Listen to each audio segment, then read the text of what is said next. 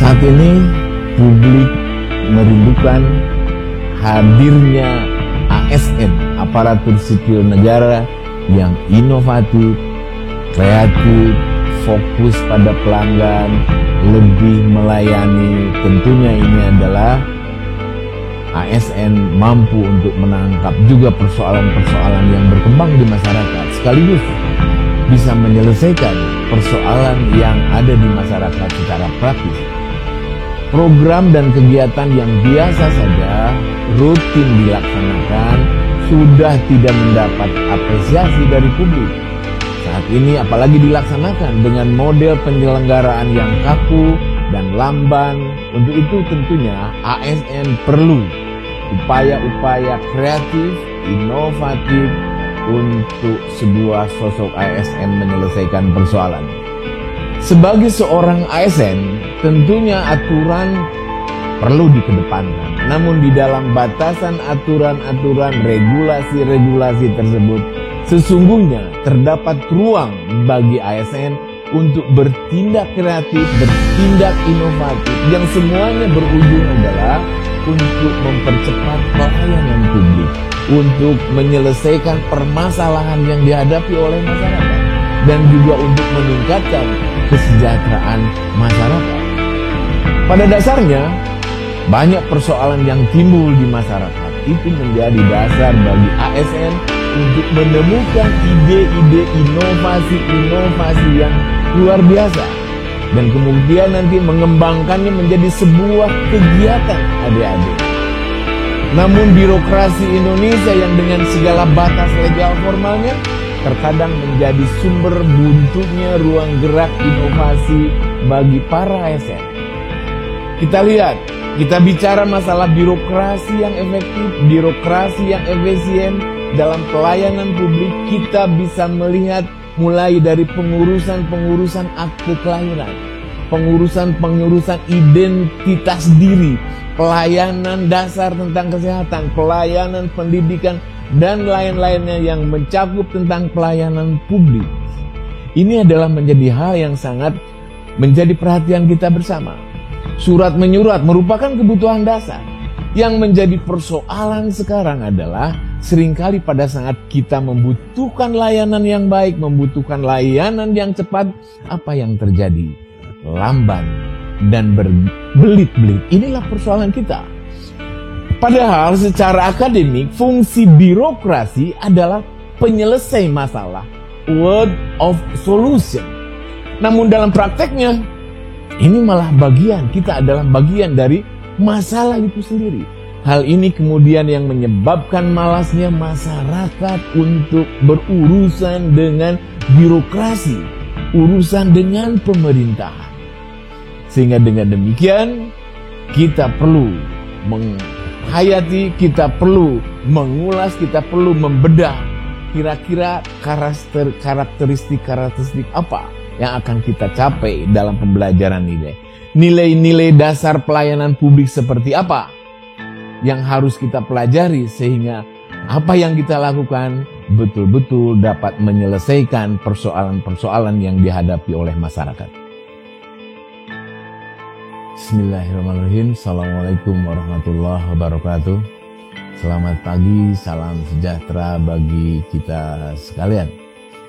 Para peserta diklat yang saya banggakan, yang saya hormati, kali ini kita akan membedah mata diklat komitmen mutu. Untuk mengawali masuk pada materi komitmen mutu, saya mencoba untuk membuat diskusi bagi Bapak dan Ibu. Faktor yang sangat penting dalam pembelajaran mata pelatihan komitmen mutu terletak pada pemilihan metode pembelajaran yang tepat.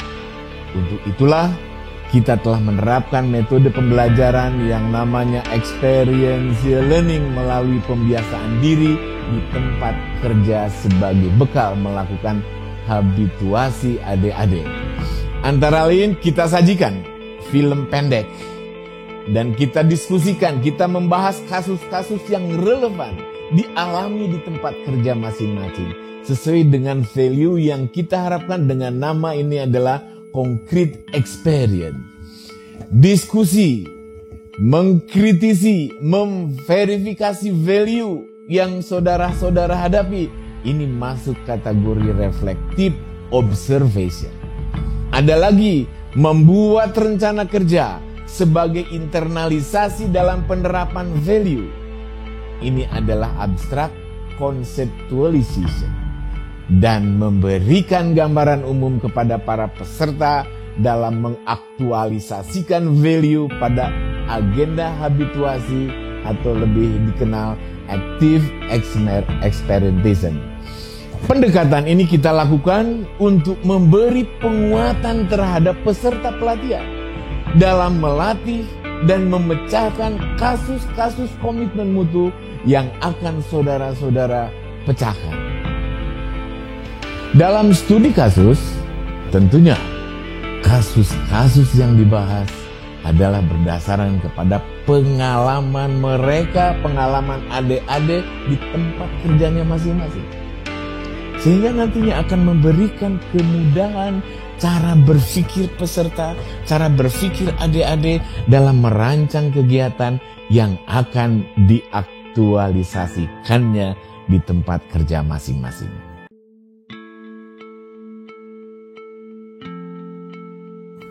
Untuk selanjutnya, para peserta diklat SAR yang saya banggakan, bahwa untuk menghilangkan stigma masyarakat seperti yang diuraikan sebelumnya, tentunya ASN dituntut untuk memahami nilai-nilai dasar orientasi mutu dalam memberikan pelayanan kepada publik.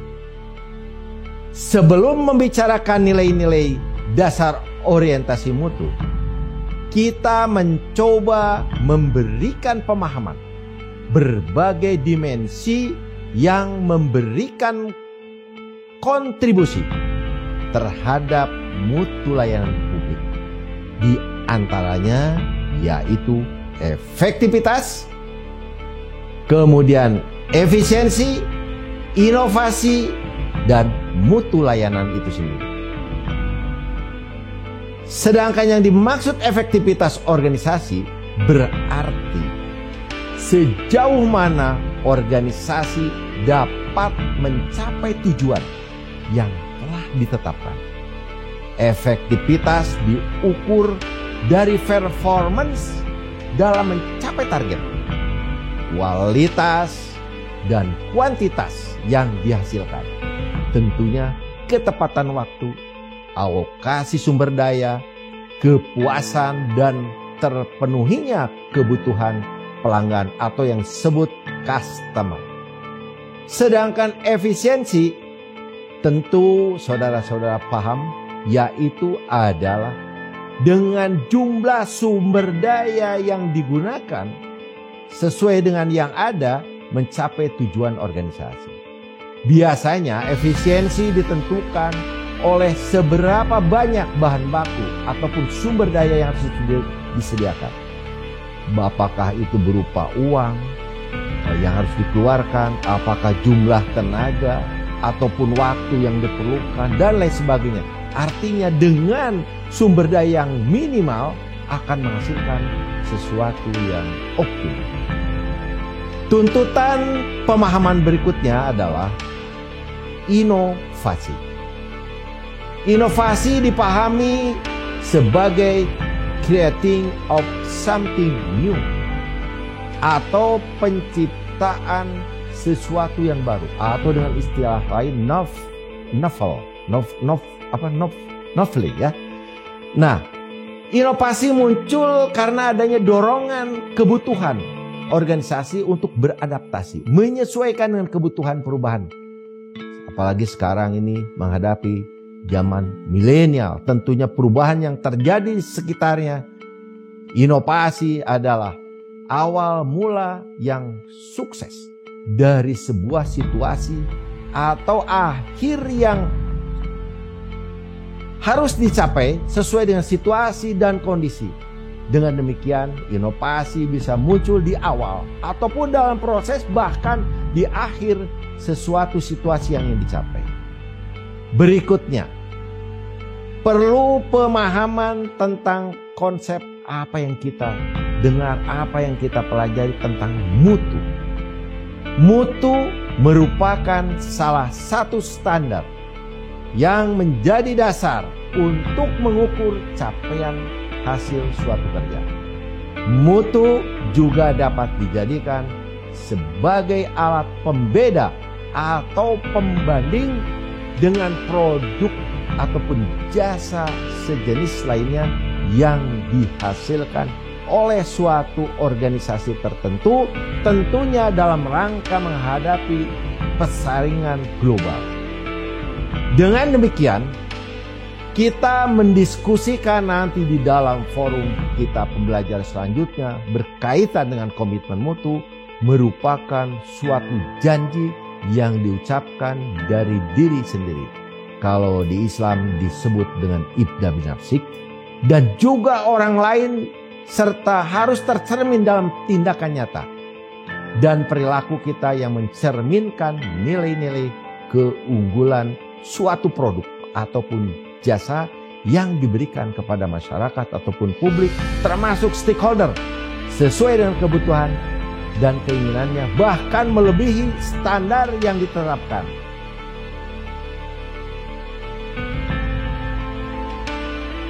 Ya, saudara-saudara peserta Diklat yang saya banggakan.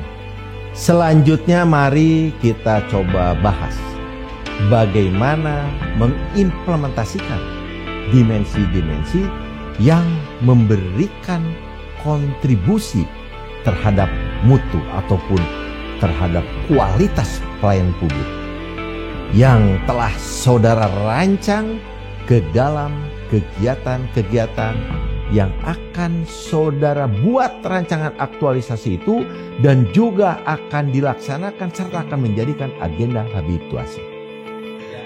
Kita mulai dengan mengurai karakteristik dari nilai-nilai dasar orientasi mutu layanan publik yang menjadi rujukan dalam merancang kegiatan.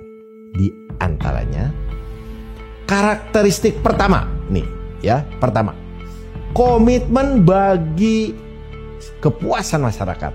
Hal ini dapat diperlihatkan kepada masyarakat dalam bentuk slogan-slogan dan lain sebagainya, khusus untuk meyakinkan publik terkait bagaimana layanan yang akan mereka dapatkan dari institusi yang sedang dikunjungi.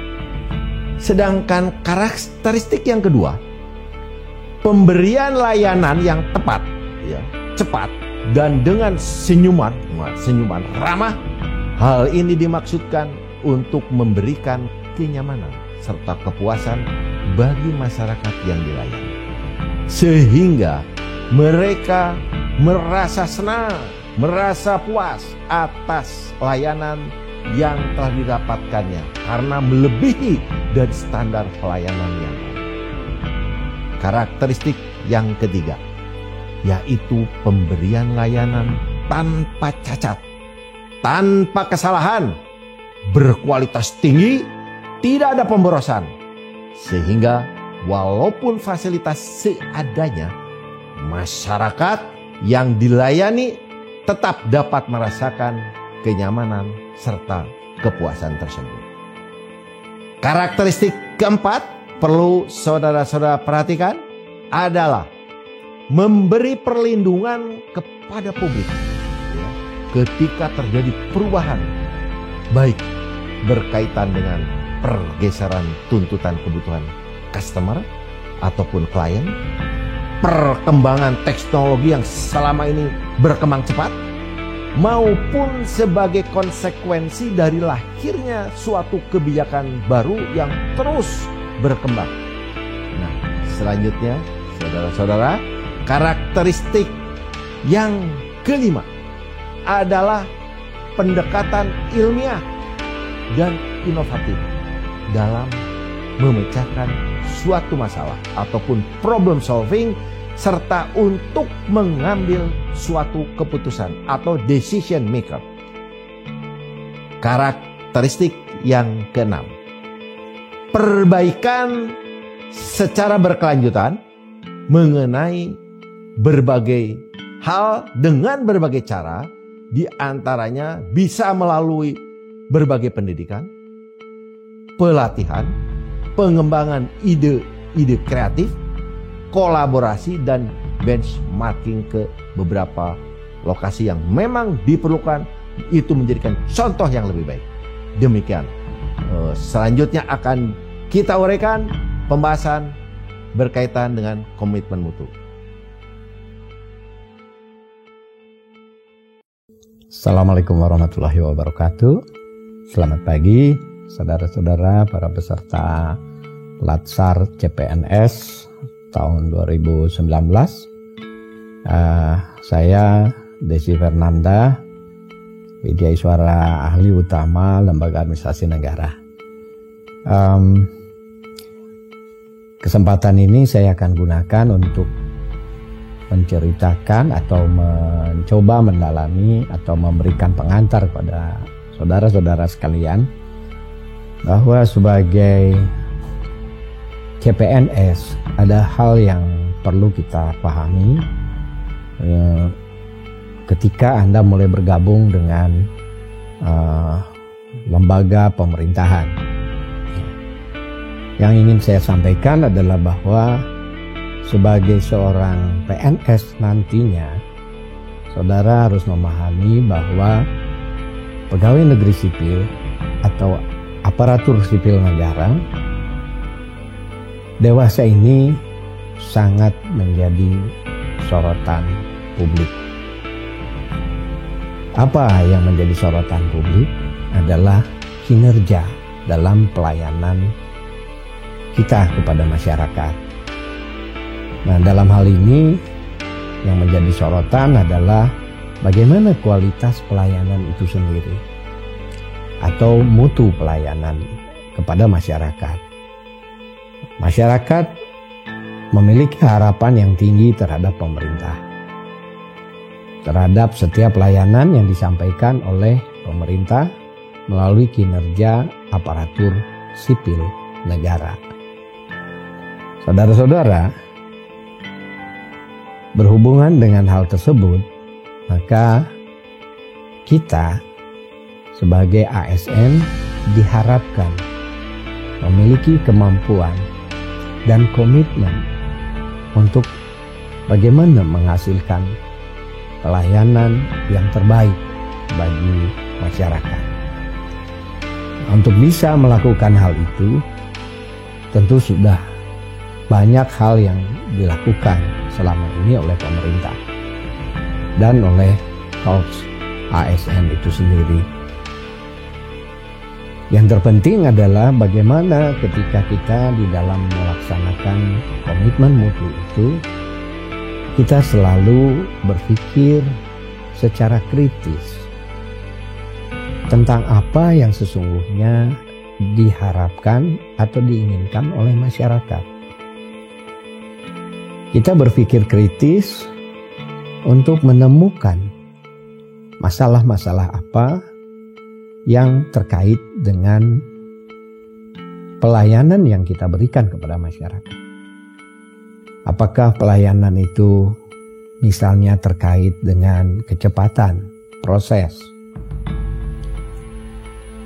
kecepatan atau prosedur di dalam mengerjakan layanan yang kita berikan kepada masyarakat. Persyaratan-persyaratan apa yang harus disampaikan atau yang harus dipenuhi oleh masyarakat. Apakah mereka mengetahui persyaratan tersebut dengan jelas? Bagaimana kita bisa memberikan informasi yang memadai bagi masyarakat? Ini adalah persoalan bagaimana kita bisa menemukan ada masalah apa yang terkait dengan pemberian pelayanan kita kepada masyarakat itu sendiri. Tanpa adanya daya kritis kita terhadap pelayanan kita, kita tidak mungkin menemukan dan memperbaiki pelayanan kita kepada masyarakat. Yang kedua, kemampuan yang harus dimiliki oleh ASN di dalam memperbaiki atau meningkatkan kualitas pelayanan kita adalah kemampuan untuk berkreasi atau apa yang disebut dengan creative thinking. Berpikir kreatif adalah berpikir tentang bagaimana menemukan solusi-solusi yang memadai untuk bisa memecahkan persoalan yang dihadapi oleh kita di dalam melaksanakan pelayanan kepada masyarakat itu sendiri. Jadi dalam hal ini seperti tadi saya katakan, kalau ada persoalan bagaimana prosedur kerja, apakah publik memahami prosedur kerja tersebut atau tidak? Apa persyaratan yang harus dipenuhi oleh mereka? Bagaimana kita memberikan informasi kepada masyarakat sehingga masyarakat mudah mengetahui sebelum mereka datang, sehingga tidak harus mereka bertanya-tanya atau menghabiskan waktu untuk pergi dan kembali lagi dan datang lagi, sehingga mereka tersita waktunya. Nah, untuk itu ketika Anda berpikir kreatif, mencari solusi, maka Anda akan bisa menemukan apa sebetulnya modus ataupun instrumen ataupun pemecahan masalah yang bisa diberikan. Nah, misalnya saja Anda kemudian datang dengan oke, kami akan membuat program online, atau kita akan membuat solusi, membuat pengumuman, membuat sebaran dan sebagainya, sehingga masyarakat akan mengetahui tentang bagaimana sebetulnya persyaratan-persyaratan minimum ataupun layanan-layanan yang kita akan berikan. Nah, kalau itu kita lakukan dan kemudian kita praktekkan, maka prinsipnya kita sudah melaksanakan pembaharuan atau inovasi di dalam pelayanan publik. Nah, saudara-saudara, sebagai calon pegawai negeri sipil, CPNS, calon ASN, Anda mungkin berdasarkan pengalaman bisa memahami apa yang sebetulnya selama ini Anda sendiri pernah harapkan sebagai ASN. Sebagai Anda harapkan terhadap layanan pemerintahan. Nah, dengan kerangka berpikir seperti tadi akan membuat kita kemudian berkomitmen terhadap mutu dari pelayanan kepada masyarakat. Baik, saya kira dua hal tadi, ada 3 kata kunci ketika kita terus berkomitmen kepada mutu adalah: pertama, kita mengetahui adanya persoalan dengan berpikir secara kritis. Yang kedua adalah bagaimana Anda bisa memecahkan masalah itu dengan berpikir kreatif. Dan tentu hasilnya adalah sebagai pegawai negeri sipil, Anda mampu melaksanakan perubahan dan perbaikan-perbaikan melalui proses inovasi. Saya kira sekian pengantar dari saya pagi hari ini, ya, untuk bisa nanti di dalam pembelajaran Anda gali lebih dalam lagi bagaimana untuk memperbaiki dan berkomitmen terhadap mutu pelayanan publik. Sekian, Assalamualaikum warahmatullahi wabarakatuh. Selamat pagi.